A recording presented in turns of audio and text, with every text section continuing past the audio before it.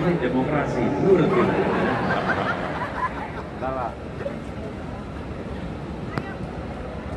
Bentar mikir sebentar.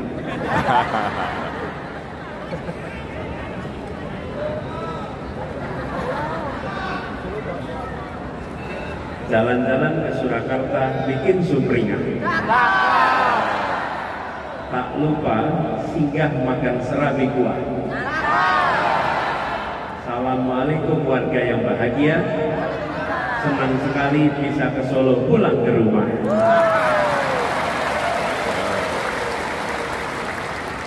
Jadi hari ini kita berjumpa, insya Allah ini pemanasan. Insya Allah kita buat sekali lagi di Solo bersama-sama, yang nanti akan kita bersama-sama mengirimkan pesan yang lebih kuat dari Solo ini. Ibu-bapak sekalian,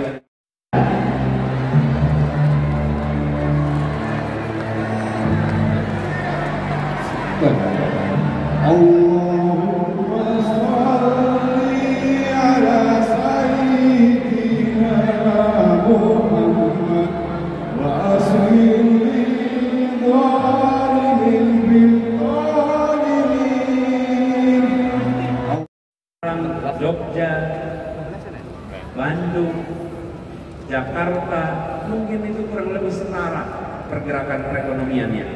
Tapi begitu kita keluar dari kota besar, keluar dari Pulau Jawa, apalagi di daerah yang jauh jaraknya dari Jawa, maka kita akan menemukan ketimpangan yang luar biasa. Republik ini tidak didirikan untuk sekelompok orang dan sebagian wilayah. Republik ini didirikan untuk semua dan di mana saja. Kami mengalami di Jakarta, Bapak Ibu. Ketika saya mulai bertugas di Jakarta tahun 2017, kami ditunjukkan dengan kenyataan bahwa Jakarta itu adalah satu-satunya kota besar di dunia yang bagian dari kotanya itu kepulauan. 5 kota administratif, 1 kabupaten administratif, pulau, bukan 1 pulau, kepulauan. 111 pulau dengan 11 pulau berpenduduk. Dan begitu datang ke tempat itu, mereka seperti bukan bagian dari ibu kota. Ketimpangannya luar biasa. Listriknya sulit, air bersihnya sulit, kebutuhan pokoknya mahal. Bahkan ketika ada yang sakit, maka sulit sekali dibawa ke rumah sakit mendapatkan pelayanan. Tempat yang sangat timpang. Waktu itu kami katakan pada seluruhnya, bagaimana mungkin kita mengatakan kepada penduduk yang tinggal di pulau-pulau jauh, kalau yang tinggal di pulau-pulau bagian dari ibu kota saja tidak mendapatkan pelayanan. Diubah itu semua. Alhamdulillah kini kondisi kepulauan setara dengan kondisi daratan di Jakarta. Bahkan kalau kepulauan hari ini, kalau membuka air keran, airnya sudah bisa diminum. Kenapa? Karena teknologinya sudah canggih, bisa dipakai lebih murah. Semuanya, fasilitas pasarnya, kesehatannya, pendidikannya. Ternyata ketika sudah kami lihat apa yang dibutuhkan. Yang dibutuhkan bukan apa-apa, kecuali kemauan dan secari kertas atau selebar tanda tangan. Jadilah perubahan ini. Eksekusi langsung. Asal ada arahan, asal ada perintah. Nah, ini yang kita harus kembalikan bagi sekalian. Kita membutuhkan Indonesia yang tumbuhnya setara, dan kita menginginkan Indonesia yang hukumnya tidak berat sebelah. Hukumnya adalah memberikan kesetaraan kepada semuanya. Setara ekonominya, setara pertumbuhannya, lalu ada kepastian hukum. Bila aturan hukum yang ada itu tidak memberikan kepastian, tapi justru memberikan ketidakpastian, rusak tatanan kita. Hari ini kita sering menemukan, bila tidak viral maka tidak dapat perhatian. Betul tidak? Bila menyangkut yang kecil maka landep. Bila menyangkut yang besar maka gombol. Bila menyangkut lawan maka tajam. Bila menyangkut kawan, hukum tak kenal itu semua. Karena itu kalau lihat lambangnya hukum, itu ada seorang perempuan yang matanya diikat, ditutup Supaya apa? Supaya dia tidak menyaksikan siapa yang sedang diadili. Tutup matanya, lambangnya, tapi prakteknya perubahan adalah kita mengembalikan kepercayaan kepada aparat penegakan hukum di Indonesia. Perubahan artinya kita mengembalikan itu semua, mengembalikan agar proses hukum KPK tidak boleh lagi menjadi badan yang keok. KPK harus menjadi badan yang kuat, badan yang siap untuk menghadapi semua yang akan korupsi, dan bukan tempat untuk melakukan kriminalisasi. Udah ada yang pernah merasakan. Jadi bagi sekalian, tatanan itu dibuat. Tapi yang tidak kalah penting, yang tadi sudah diungkapkan, dalam demokrasi pilarnya adalah kepercayaan. Itu demokrasi.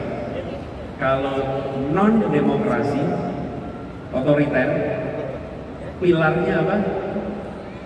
Rasa takut. Kenapa penguasa bertahan? Karena rakyatnya takut. Tapi dalam demokrasi, kenapa penguasa bertahan? Karena dipercaya oleh rakyat. Itu bedanya. Kepercayaan itulah tonggak penjaga demokrasi. Rezim otoriter, tonggak penjaganya rasa takut. Karena itu rezim otoriter pasti menggunakan rasa takut untuk bertahan. Dia tidak menggunakan akal sehat, dia menggunakan alat-alat negara untuk memberikan rasa takut dan mempertahankan kekuasaannya. Itu buktinya banyak, bukan cuma di Indonesia. Dulu di Filipina ada namanya Marcos, pakai rasa takut. Dulu di Iran ada namanya Shahiran, pakainya rasa takut. Ada di Mesir namanya Husni Mubarak, pakai rasa takut. Semua dengan rasa takut. Di Indonesia pernah ada 30 tahun pakai rasa takut. Tapi begitu rasa takut hilang, rezim itu bertumbangan. Tidak ada rezim pakai rasa takut yang bisa bertahan lama. Begitu rasa takut hilang, rezim bertumbangan. Jadi kalau ada yang menebarkan rasa takut, jangan biarkan rasa takut berkembang. Hadapi, karena itulah kelemahan paling utamanya. Kalau kita biarkan rasa takut berkembang, maka semua yang bertahan dengan pakai rasa takut akan makin kuat. Karena rezimnya bertahan sebagai keras, pakai kepercayaan. Bicara kepercayaan, saya jadi ingat 2 hari yang lalu. Sekarang Sabtu, berarti Jumat. Jumat saya sholat Jumat di Masjid Raya di Asahan. Asahan di Sumatera Utara. Ketika sampai di sana, saya cerita sama warga di Masjid Raya itu.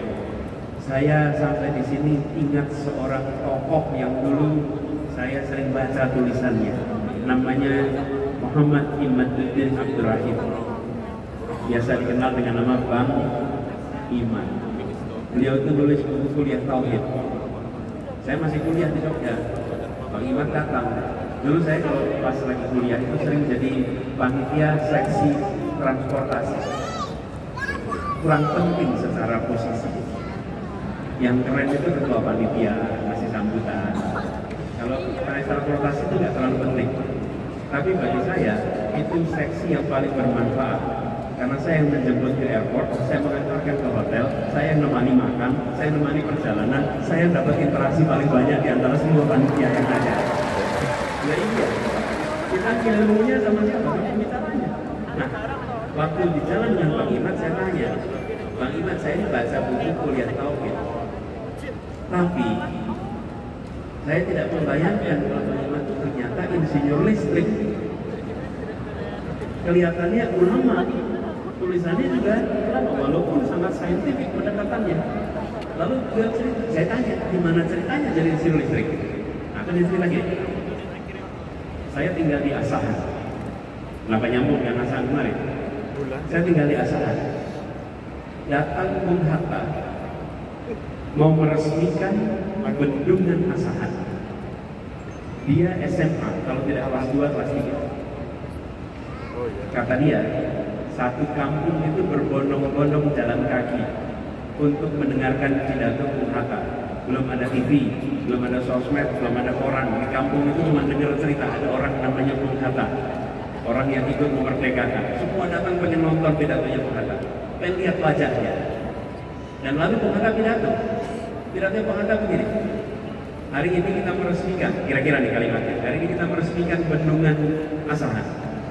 Bendungan ini dipakai untuk membangkitkan tenaga listrik.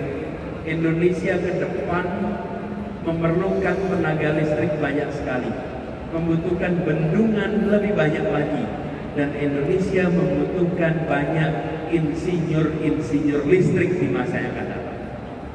Lalu apa kata Bang Iman?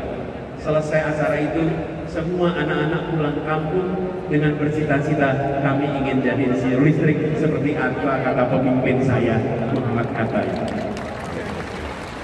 Ibu bapak sekalian, apa artinya? Apa artinya? Tidak ada satupun yang mendengar Bung Hatta pidato lalu membayangkan, oh saudaranya kontraktor. Ada. Tidak ada satupun, oh sponsornya Bung Hatta itu perusahaan-perusahaan pembangun waduk. Ada. Oh Bung Hatta itu membicarakan soal listrik karena Bung Hatta punya kepentingan untuk dapat uang dari perusahaan-perusahaan. Tidak ada. Yang ada di kepala semua orang adalah kami mempercayai dia secara